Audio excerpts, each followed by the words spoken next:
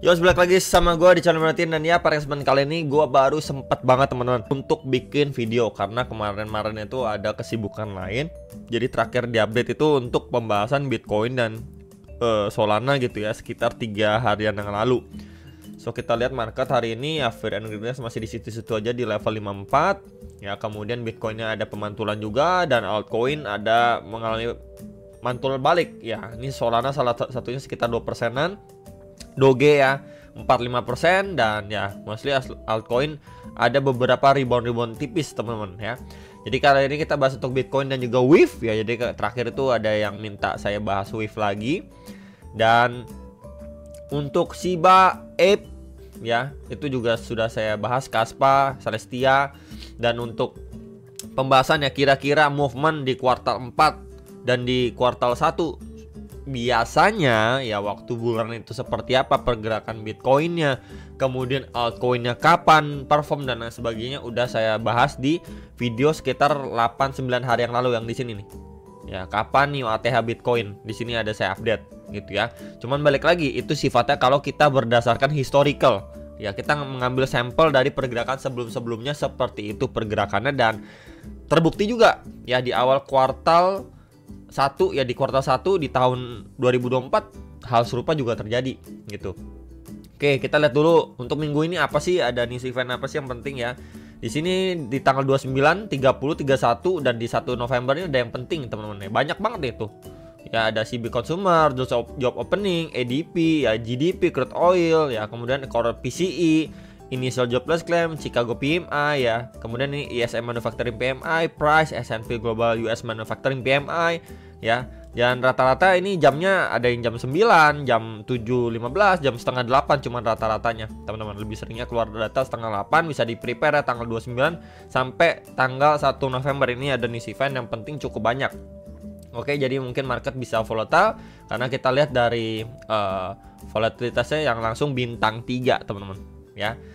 Oke, kita lihat dulu untuk Bitcoin gimana sebenarnya. Bitcoin sebenarnya kita lihat ya di sini untuk secara daily-nya sebenarnya dia masih sideways, belum kemana-mana teman-teman, dan masih sesuai ekspektasi. Dia going up di sini, terus drop lagi, bikin tail candle, masuk lagi ke box orange, kemudian mantul lagi. Mantul pun ya kita bisa lihat ya di sini lewatin dari area previous area 2 area demand ya. Ini di 66.800 dan di 67.400 dolar ini udah lewat, dan testing ke box ajaib kembali nih ya di sekitar 68.300 sampai 69.100-an dolar. Dia udah balik ke area ini lagi untuk si Bitcoinnya. Jadi so far dia masih creating base di bagian atas gitu ya, sideways doang. Dan ya ini masih bisa dibilang masih cukup strong ya pergerakannya. Kenapa begitu? Kita bisa lihat dia masih mampu closing di atas 66.500 nih tuh closingnya secara daily, dan bertahan di atas EMA21 plus area 65.400-an dolar ini ya. Jadi secara momentum pun ya kita bisa lihat masih strong ya, cuman memang di sini udah mulai dia creating base lagi, mungkin untuk before going up lagi ngejar 71.000 sampai 72.000 dolar ya next target untuk si Bitcoin. Jadi seperti di video sebelumnya ya 3 hari lalu, ini untuk movement atau target Bitcoin secara daily masih sama, karena ya kita bisa lihat di sini overall juga masih sideways doang dan belum kemana-mana sebenarnya. Yang masalah kan sebenarnya altcoin gitu ya, memble teman-teman ya, belum dapetin money flow yang cukup kuat ya. Jadi ya harus bersabar ya, terutama di kuartal 4 tahun ini. Hopefully kita sebentar lagi ini udah mau tutup bulan ya, ini udah tanggal 28, sebentar lagi November ya. Harapannya memang di November dan Desember itu lebih dapat booster untuk altcoinnya ya menjelang kuartal 1 di tahun depan ya. Kurang lebih seperti itu untuk Bitcoin, belum ada terlalu banyak pergerakan ya secara daily-nya. Minimal kalau misalkan secara hourly time frame 4 jam pun masih sama untuk view-nya ya. Kita bisa lihat di sini, ini adalah kita bisa bilang satu movement up. Kemudian di sini adanya retracement ya, pas di SNR sebelumnya box putih nih. Plus juga di sini ada area demand terbentuk pada 15 Oktober, plus juga nih berdasarkan tarikan Fibo terakhir dari swing low ke swing high yang terakhir, kita mendapatkan golden ratio 0,3 ya di sekitar 65.400 dolar. Dan ya kita bisa lihat perfect ya, going up mantul dari situ 2 kali.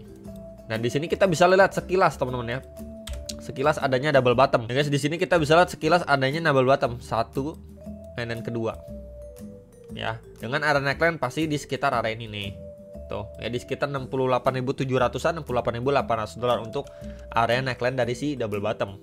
Kemudian kalau misalnya kita menggunakan chart pattern lain, bisa nggak? Bisa juga teman-teman ya, seperti ini kita hubungkan ya. Di sini ada 1, 2, 3 kena touch ya teman-teman untuk secara time frame 4 jamnya. Kemudian untuk trendline supportnya seperti ini. Nah ya, jadi so far kita bisa lihat progres ya kenaikannya ya. Di sini going up sebentar, oke di sini.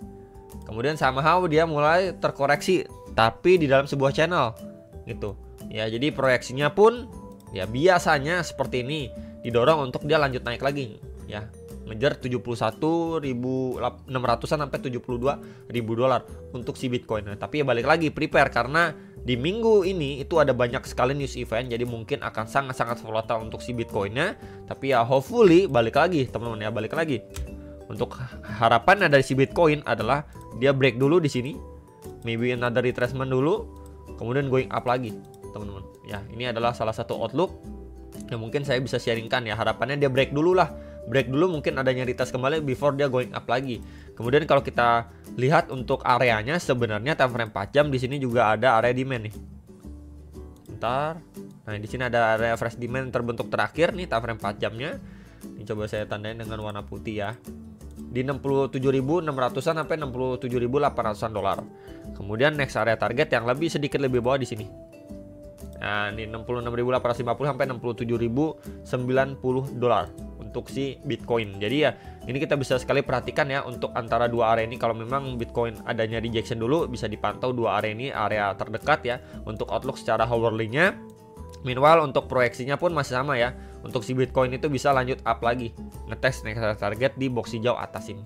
Ya, semoga didukung dengan news event sekali lagi untuk si Bitcoinnya.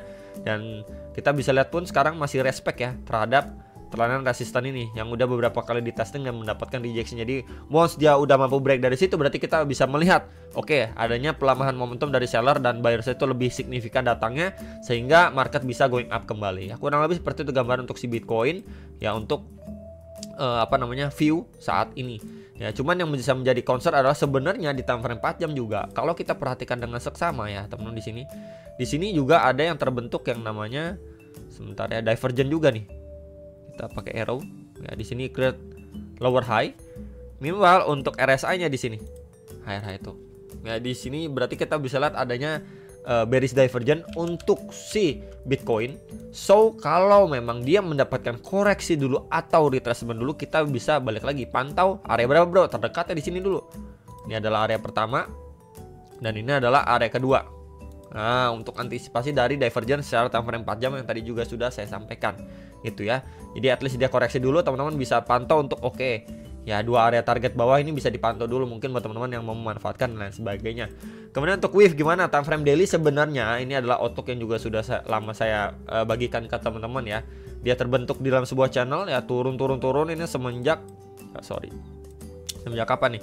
Semenjak akhir Maret ya 2024, kemudian dia perlahan turun dan somehow kita lihat dia secara momentum dia mulai slowing down di sini. Tuh, dengan creating base dan akhirnya mampu break and retest. Nih, break and retest. Ya, retest itu pada awal Oktober 2024 dan di sini kita bisa lihat ya, dia mulai adanya koreksi.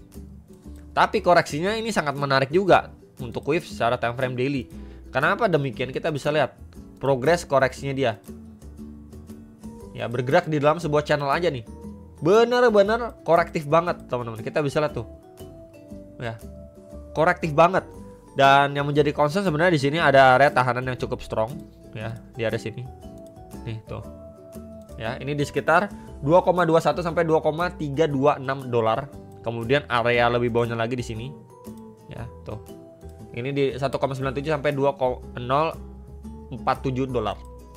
Ya, jadi ekspektasinya adalah untuk WIF ini sendiri once dia break ataupun ya dia kembali retest untuk dia lanjut naik lagi, teman-teman.